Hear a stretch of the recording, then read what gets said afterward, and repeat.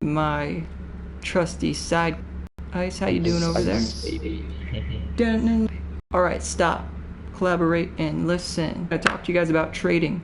I absolutely hate trading. You wanna know why? I feel like it's the biggest waste of your time. Like, absolutely humanly possible. I'm gonna share a story with you.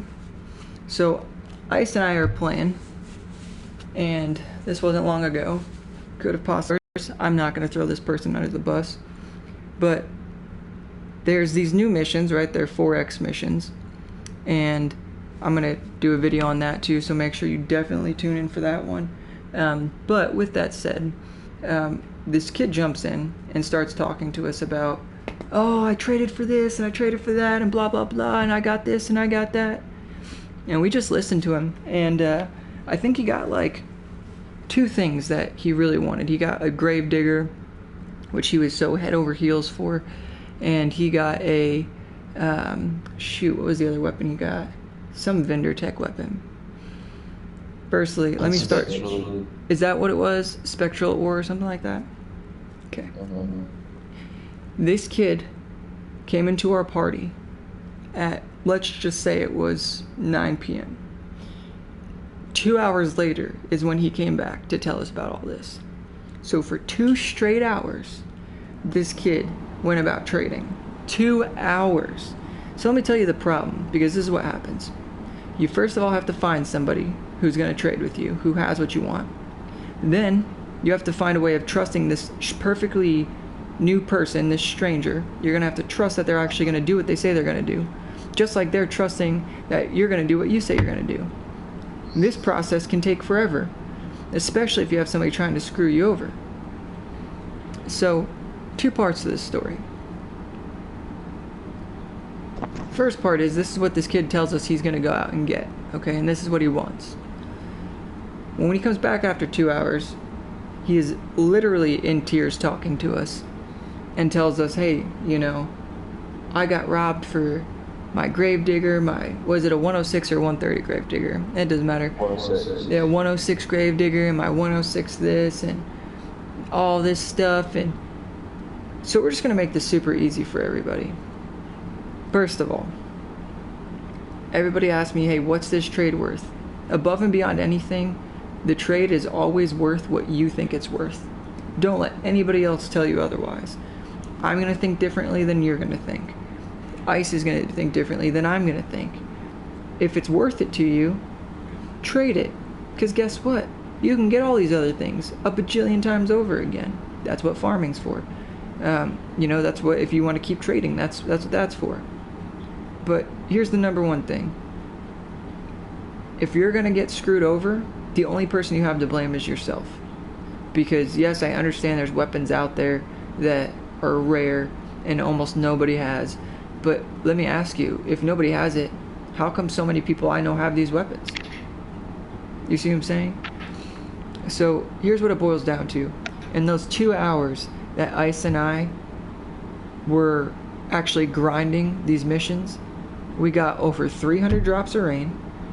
We got close to 2,000 gold. We got tons of resources, tons of materials, and we actually progressed our storyline. Meaning we grew in levels. While this guy spent 2 hours trading. Come to find out, he lost everything that he was, you know, trying to trade out for. All for what's called a 6-star material. Granted, do they look cool? Yes. Do I understand? Absolutely. I do not blame you, but guess what? They give you what's called a collection book. You're not going to fill up that collection book by getting weapons from other people. You fill that up with schematics. So just to have a weapon, here's what happens. You get embarrassed real quick, because then you're like, I got a 106 gravedigger. Oh, cool. You can craft those? No. Nobody cares, because guess what? You have a single one. So what does that mean? Now either somebody's going to be all hot and heavy over that weapon just like you were. Oh, I need that. Oh, trade me. What do you want for it?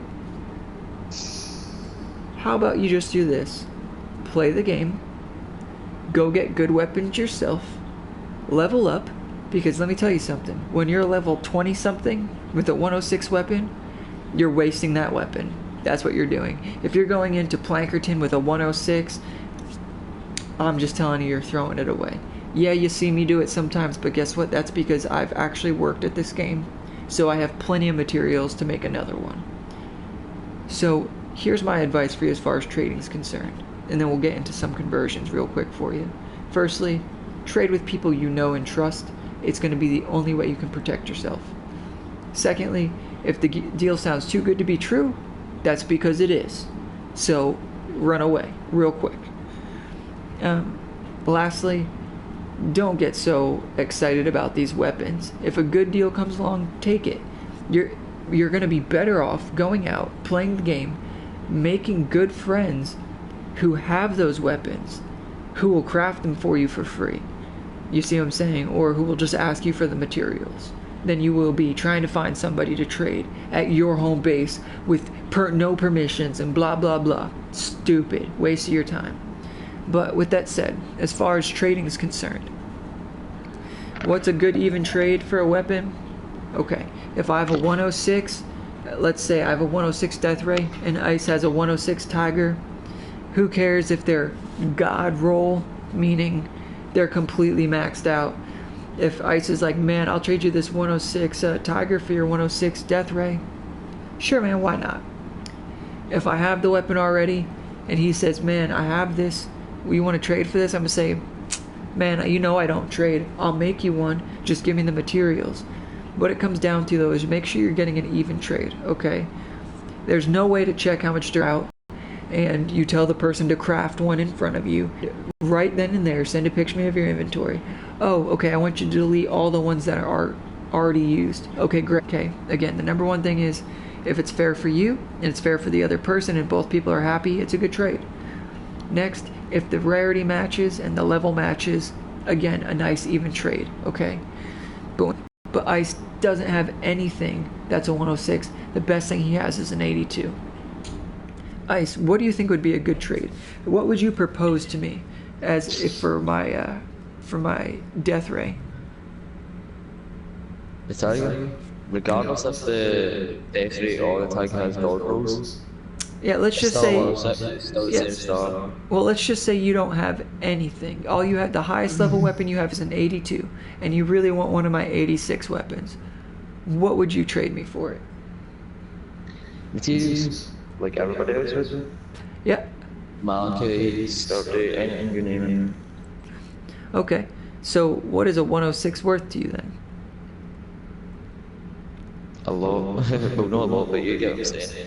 Whereas, for example, people will trade honey, 60 Vindertech mechanical parts, spectral twine. It's completely and utterly pointless.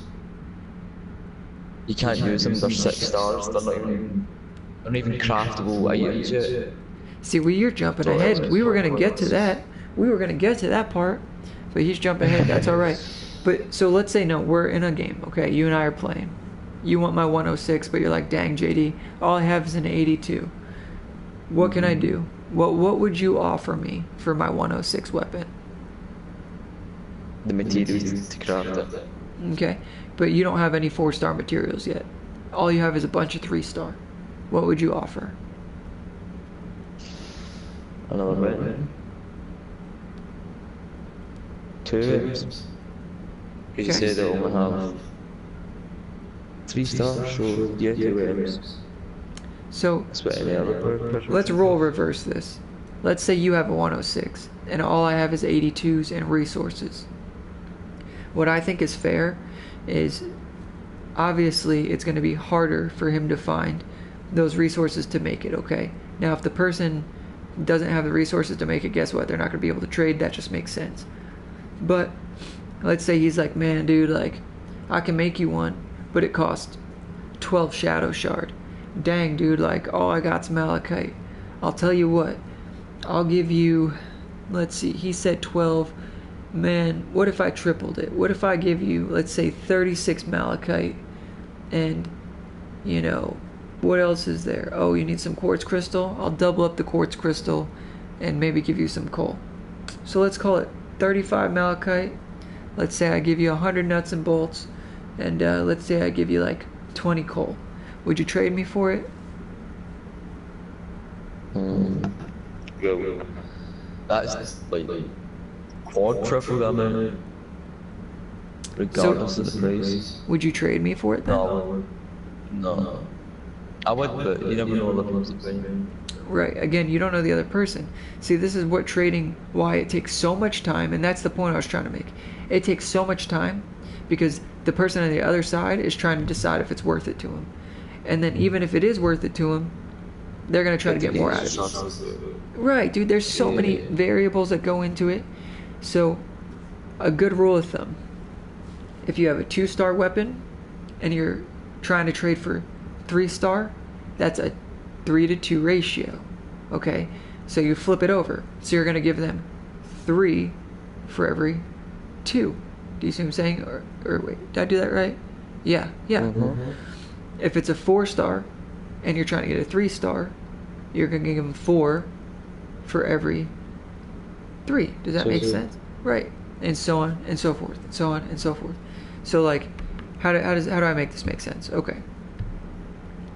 If he had a weapon and it takes 12 shadow shard to make, and I have 3-star materials only, I'm going to multiply that number. So it takes 12. I'm going to multiply that by 3 because I have 3-star, he has 4-star. If you're going from 5-star to 4-star, okay, maybe you double it because it's harder to find those materials.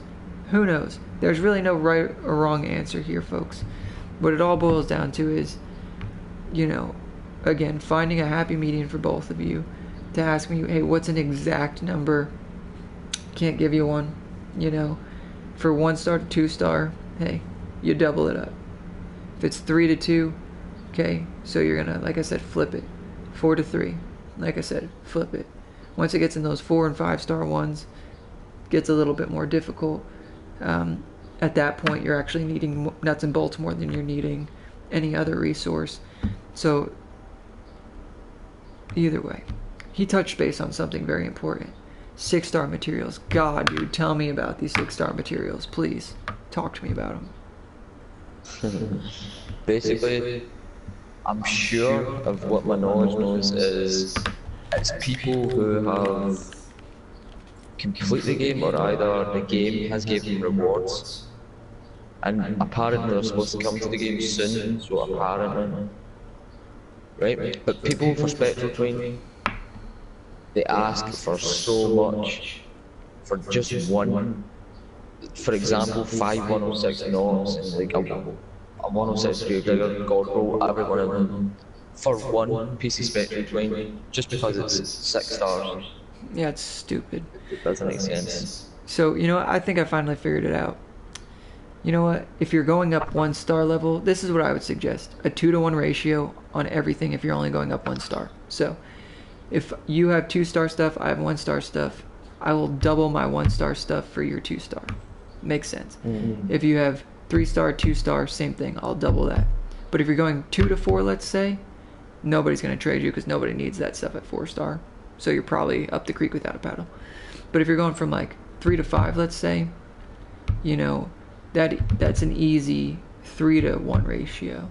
That just makes sense. Another example on weapon, just say a 130 knock God roll, or 2 106 grave diggers.